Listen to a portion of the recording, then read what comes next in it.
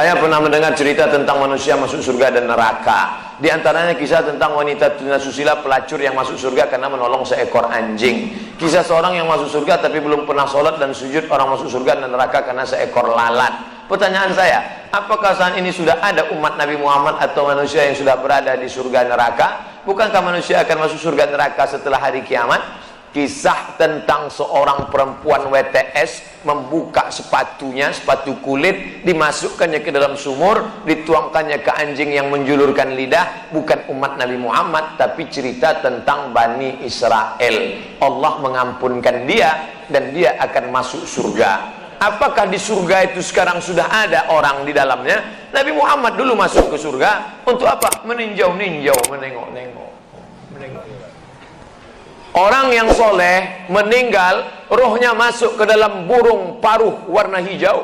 Burung itu terbang ke sana kemari. Buka kitab Ar-Ruh, ditulis oleh Imam Ibnu Qayyim Al-Jauziyah. Bapak, ibu, adik-adik, kalau mau baca kitab tentang surga, neraka, alam barzah, dua kitab. Pertama At-Tazkirah Imam Al-Qurtubi, Ar-Ruh Imam Ibnu Qayyim Al-Jauziyah.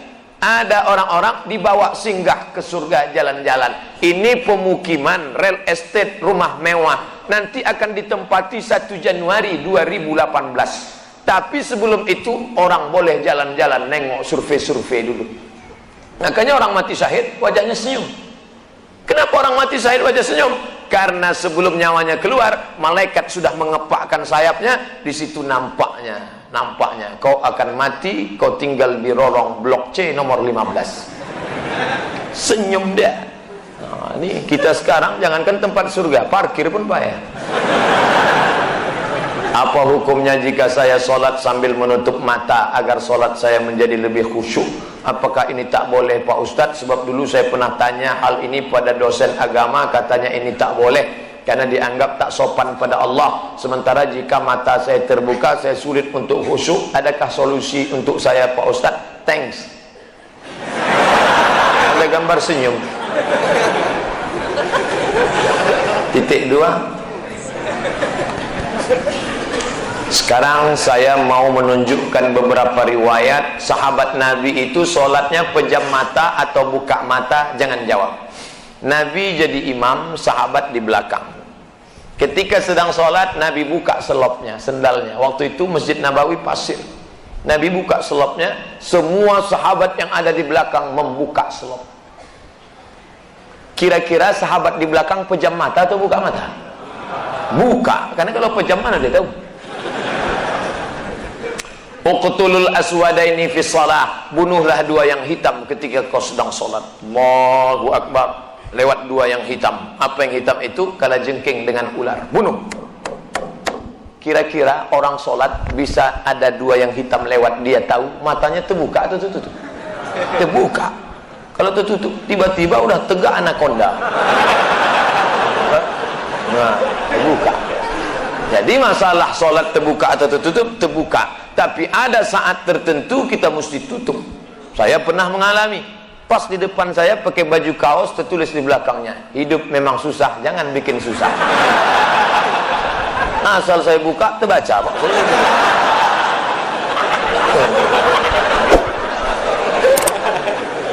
Jangan sholat ke masjid pakai baju bergambar-gambar, bertulis-tulis, pakai baju polos. Gambar. Sudahlah hari Jumat, besok terlambat datang ke tengah, tulis di belakang. Emang masalah buat lo? Ini. Kita bukan cerita sah tak sah, tapi efek pengaruhnya terhadap ibadah. Bagaimana pandangan Islam yang baik dalam mencari pendamping hidup seorang istri? 4 orang Pak Ustaz, sifatnya 4. Tungkahul mar'atu li arba', perempuan dinikahi karena 4. Apa yang pertama? 5 liha, karena kaya. Kenapa kau nikahi dia? Gimana lah Pak Ustaz, ku tengok cincinnya 3 biji. Kaya, tak salah. Wali hasabiha, kenapa kau nikahi dia? Keturunan Pak Ustaz, darah biru. Payah kemarin waktu cari donor darah, biru darah. Yang ketiga, wali jamaliha, karena cantiknya. Rambutnya bak mayang terurai, pipinya bak pauh dilayang, alisnya bak semut beriring, bibirnya ba'da 5 merekah. So sweet. Walidiniha, karena agamanya. Fazfar bidzatiddin, pandangkan agamanya. Kau nikahi karena sukunya. Berapa banyak orang melanggar pantangan suku, dipecat dari suku. Kau nikahi dia karena kayanya, hartanya hilang melayang, kau tak suka lagi. Kau nikahi karena bentuk rupa, perempuan bagaikan bunga, kuntum mekar, setelah itu layu, semuanya layu, dia akan berubah. Nikahilah karena agamanya. Ustadz Somad, ya, saya mahasiswa Ustadz dulu, ya, bisa, saya udah tamat kuliah Pak Ustadz, mantap. Udah kerja Pak Ustadz, alhamdulillah. Belum nikah Pak Ustadz, nauzubillah. Bisa Ustadz carikan yang ada 4-4-nya Pak Ustadz. Kalau ada 4-4-nya ngapain untuk ente? Man talaba akhan bila aibin baqiya bila akhin. Siapa mencari kawan yang tak bercacat, seumur hidup tak akan berkawan. Menikah bukan mencari kesempurnaan, menikah menutupi segala kekurangan. Semenit setelah akad, mulailah kau nampak segala kekurangannya. Kurang cantik, kurang tinggi, kurang putih, kurang mancung, kurang. Maka setelah nikah, kau tutupilah segala kekurangannya. Setelah dapat, inilah dunia akhirat Pak Ustaz.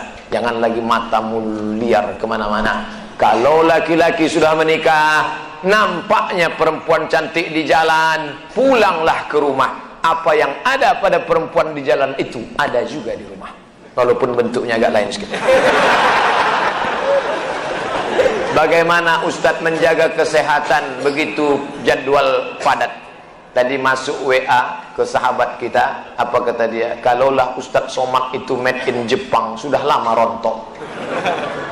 Lalu apa yang Ustadz minum, apa yang Ustadz makan? Semuanya doa jamaah. Cobalah tengok di YouTube, di Twitter, di Facebook, di BBM, doa jamaah. Amin, amin, amin, amin, amin. Semoga Ustadz sehat, semoga Ustadz istiqomah, semoga doa menumpang tuah pada doa, mulut-mulut, tangan-tangan yang soleh. Mudah-mudahan kita bersatu dalam kebaikan insyaallah. Berapa takbir Idul Fitri Pak Ustadz? Berapa hari? Dari mulai tenggelam matahari sore, petang, malam takbir, sampai sore tanggal 13, 10, 11, 12, 13. Allahu Akbar, Allahu Akbar, Allahu Akbar. La ilaha illallah, wallahu akbar. Allahu Akbar walillahil hamd. Sampai jam 2 malam suara tak serak-serak. Begitu ditengok, rupanya flash disk. Janganlah flash disk, orang lah. Ini banyak nanti flash disk ini masuk surga. CD masuk surga, flash disk masuk surga. Dilatihlah anak-anak muda kita. Latih anak-anak muda. Nih, takbir bukan cuma di masjid. Selama 4 hari itu takbir. Anak-anak, ibu-ibu di rumah sambil masak opor, masak rendang, masak gulai kambing. Allahu Akbar, Allahu Akbar. La ilaha illallah. Garamnya kurang.